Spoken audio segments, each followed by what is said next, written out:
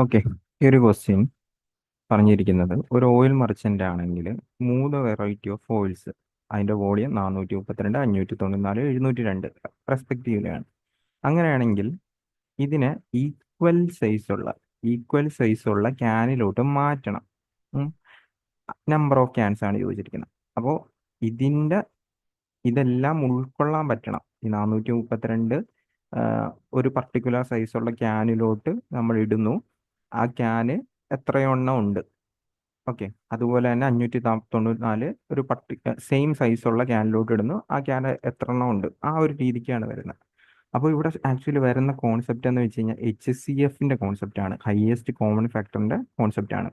HCF കണ്ടുപിടിക്കാനുള്ള വഴിയും ആ, അത് ഇതേപോലുള്ള മൂന്നാല് നമ്പർ തന്നു കഴിഞ്ഞാൽ എങ്ങനെ കണ്ടുപിടിക്കണം എന്നൊക്കെ ഉള്ളത് നമ്മൾ മുമ്പിലത്തെ വീഡിയോസിൽ ചെയ്തിട്ടുണ്ട്. ഒന്നെങ്കിൽ നിങ്ങൾക്ക് ഇതിൻ്റെ രണ്ട് നമ്പർ എടുത്തിട്ട് HCF എടുത്ത് കണ്ടുപിടിക്കാം, അല്ലെങ്കിൽ എന്ത് ചെയ്യുക, ഇതിൻ്റെ ഡിഫറൻസ് ആദ്യം നിങ്ങൾ എടുക്കുക.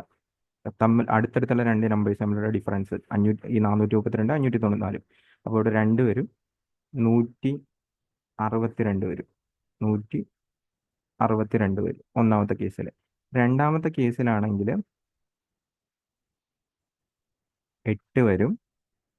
ദെൻ 108 വരും. 108 വരും. 108 വരും. ഓക്കെ. 162 അതുപോലെ തന്നെ 594. ഇനി ഇതിൻ്റെ HCF കണ്ടുപിടിച്ച് കഴിഞ്ഞാലും ആക്ച്വലി നിങ്ങൾക്ക് ഓക്കെയാണ്. സത്യം പറഞ്ഞാൽ ഇതിൻ്റെ HCF കണ്ടുപിടിച്ച് കഴിഞ്ഞാലും ഓക്കെയാണ്. അപ്പോൾ HCF കണ്ടുപിടിക്കാനായിട്ട് ലോങ് ഡിവിഷൻ എന്താണ് എന്നൊക്കെ ഉള്ളത് നമ്മൾ പ്രീവിയസ് വീഡിയോസിൽ ചെയ്തിട്ടുണ്ട്. ലോങ് ഡിവിഷൻ ചെയ്യുവാണ്. അപ്പോൾ ഞാൻ 162 ലോങ് ഡിവിഷനിലോട്ട് ചെയ്യുവാണ്. അപ്പോൾ ഒരു പ്രാവശ്യം പോകും, ബാക്കി പോയിട്ട് 108 വരും. ഇനി അടുത്ത ലോങ് ഡിവിഷൻ്റെ കേസിൽ നമ്മൾ ഈ കിട്ടുന്ന റിമൈൻഡർ വെച്ചിട്ടാണ് ഈ നമ്പറിനെ ഡിവൈഡ് ചെയ്യുന്നത്. അത് എത്ര പ്രാവശ്യം ചെയ്യും എന്ന് വെച്ച് കഴിഞ്ഞാൽ എപ്പോഴാണോ റിമൈൻഡറിൽ 0 കിട്ടുന്നത് അത്രയും തവണ നമ്മളിത് ചെയ്യും. ഓക്കെ. ഇപ്പോൾ റിമൈൻഡറിൽ 0 വന്നു. റിമൈൻഡറിൽ 0 വരുമ്പോൾ നമ്മുടെ ഈ ലെഫ്റ്റ് എൻഡിലുള്ളതായിരിക്കും നമ്മുടെ HCF.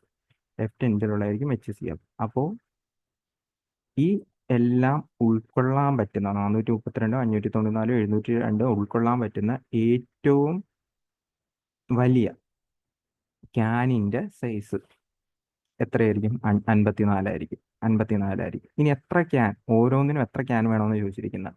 അതായത് 432/54, 594/52, 702/54. അതാണ് ചെയ്യേണ്ടത്. നമ്മൾ ഡിവൈഡ് ചെയ്യേണ്ട, ഒന്നൊന്ന് ലോജിക്കലായിട്ടൊന്ന് ആലോചിച്ച് നോക്കുക. ഓക്കെ.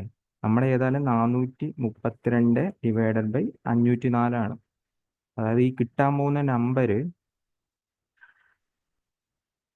മൾട്ടിപ്ലൈ ചെയ്യുമ്പോൾ 432 കിട്ടണം. ഓക്കെ. ഇവിടെ ലാസ്റ്റ് 2 വരണം. അങ്ങനെയാണെങ്കിൽ പോസിബിലിറ്റി 13 ഏതായാലും വരത്തില്ല. കാരണം 13 വരാം.